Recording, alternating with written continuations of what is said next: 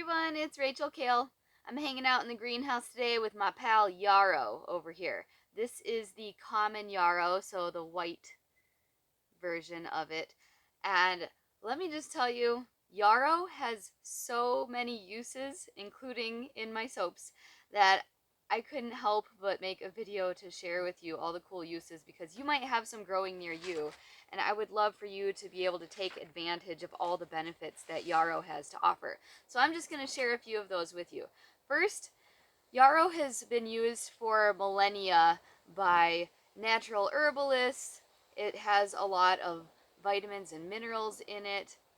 You can use it internally and topically, but I need to share a disclaimer. I'm not a medical professional.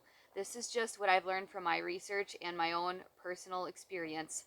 I would still highly suggest doing your own research and talking with your medical professional before using it if you have any concerns, especially if you are pregnant or have any blood pressure or bleeding issues. And I will explain more why. So here are some uses of yarrow. It can actually help with bleeding when used as a poultice topically. In fact, the genus scientific name is Achillea, which comes from the Greek mythical warrior Achilles, and it was said that he actually used yarrow poultices to help stop bleeding and heal wounds in his soldiers. So that's pretty cool.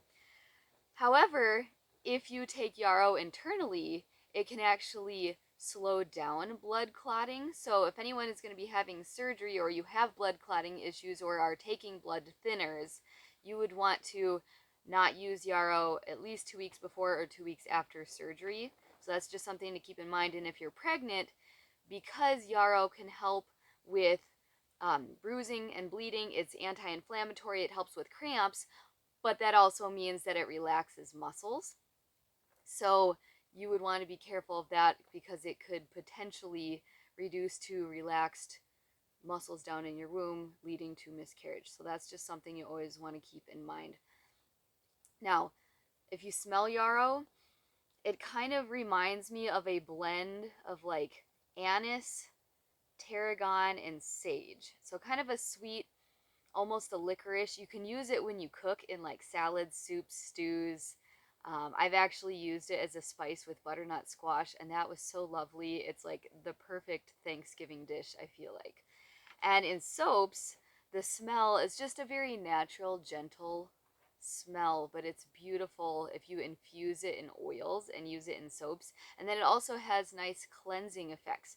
So it helps just for cleansing scalp, cleansing skin. However, there are some people that might be allergic to the aster or ragweed family. So if that's you or you just have sensitive skin, test it out first in a small area just in case before using it. But overall, it's actually very nice and cleansing and beautiful to use in soaps. And since I have it everywhere, I'm going to use it in some of my soaps. Another cool thing is you can actually take just a leaf from it and chew it, and that will actually act as an analgesic, especially if you have sensitivity in your gums. So some people actually use this for mouthwash or any sensitivity. I've actually had a lot of dental issues since having babies because I feel like they just sap the nutrients out of your body sometimes, but that helps. So just letting you know, you can give that a try. It can be used as a tea, which really helps for colds, congestion, asthma, other allergies, and you can even drink it and it'll help calm your GI tract. So if you have different intestinal issues, it's definitely worth trying.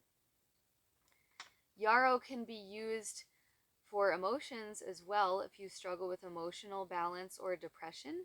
It's considered a harmonizing and balancing herb and can almost even cause drowsiness and sleepiness if you smell it or use it too much. But that is worth trying if you struggle with emotional health.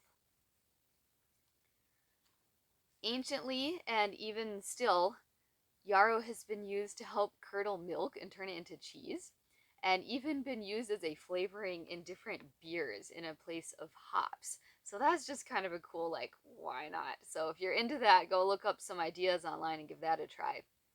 Now, outside, just in landscape, not only is this a super hardy weed that can grow like almost anywhere, But this is just, okay, I pulled it up at the roots. Hold on.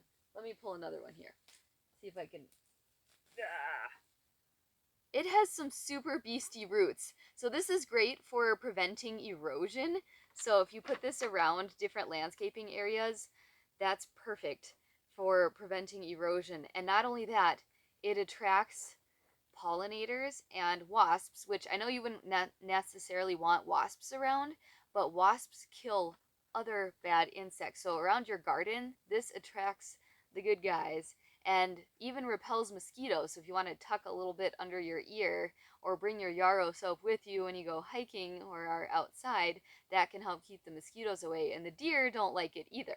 So that's another great benefit. And besides that, look how pretty that is. I mean, who doesn't want some yarrow growing around in their landscape? I feel like this is another one of those things like you just can't go wrong. You've got to have some yarrow. And it's pretty easy to grow if you bought some seeds and wanted to start some yourself if it's not just naturally growing around your area. There are other uses for this too, but overall, I consider this my super herb. I mean, this does everything. So give yarrow a try, and I'm even going to put a recipe down below that I use to make yarrow infused soap. So give that a try if you're interested, and let me know how it goes for you.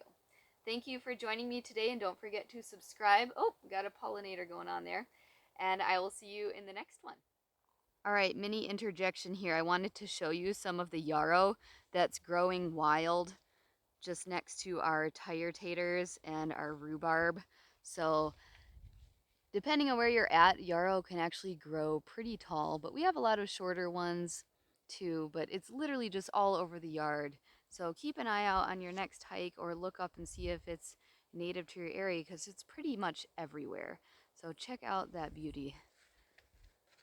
It's just so pretty.